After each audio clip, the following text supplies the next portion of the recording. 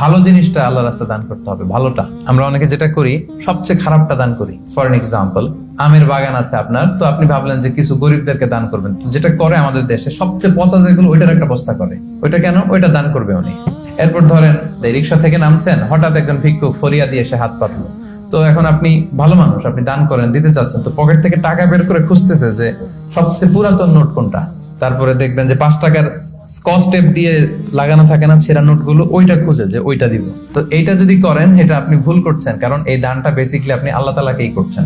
কিয়ামতের দিন আল্লাহ বলবে, আমারে তুমি খাবার দিলা না, আমাকে পোশাক দিলা না, আমাকে সাহায্য করলা না। বনি আদম বলবে, আল্লাহ বলেন কি? আপনি খাবার চাইলে তো সারা দুনিয়ার সব দামি দামি খাবারের বস্তা আপনার কাছে এনে দিতাম, আপনি পোশাক চাইলে তো আমারটাই খুলে দিতাম।